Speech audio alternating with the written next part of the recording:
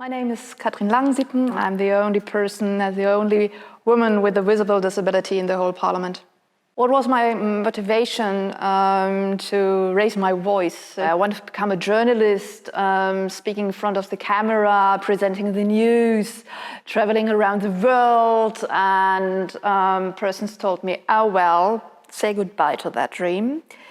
A person like you, no one wants to see a person like you in front of a camera. Then I decided to become a politician in the European Parliament.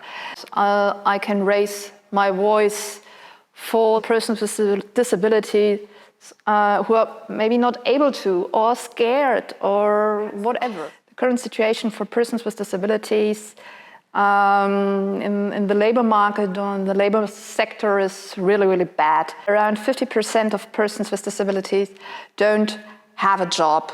And I think it's incontrovertible that people with disabilities have been amongst the furthest left behind in our labour markets. It's clear and written in the UN-CRPD, the UN Convention on the Rights of Persons with Disabilities, that you have the right access to the general labour market. The member states ignore mostly that UN Convention.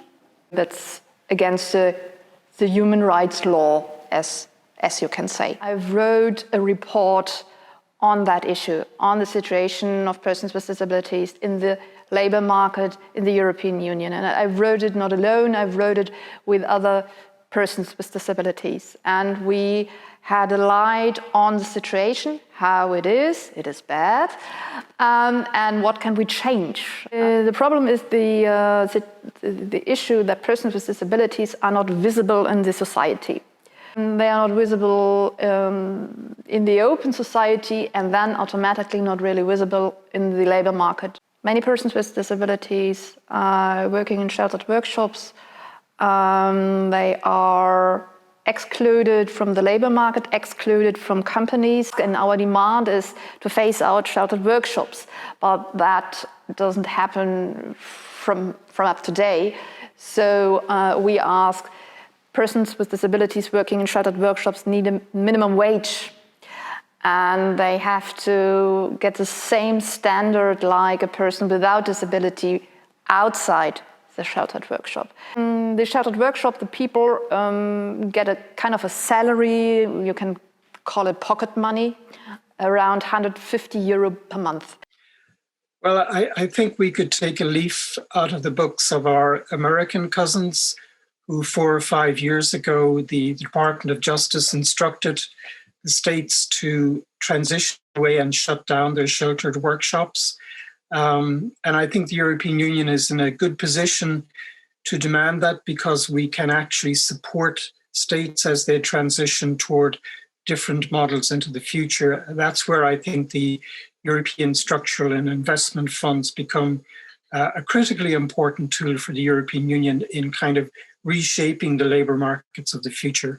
And we have to push the companies. If you don't hire a person with disability, you have to pay a fine. But on the other hand, of course, we have to show and make it clear, you want to hire a person with disabilities? We support you. You are not alone. We offer options. Problems that we are faced with at European level is that there is no real non-discrimination legislation in the European Union. We need persons with disabilities in all departments, levels and fields of our societies. We need focal points. We need the support of social companies, for example. So to give an alternative of the sheltered workshop. We have to implement the UN Convention in all sectors, in all fields, to create an inclusive Europe, to travel around, to work wherever I want, and to have an inclusive labour market. We're talking about equality, not more or less.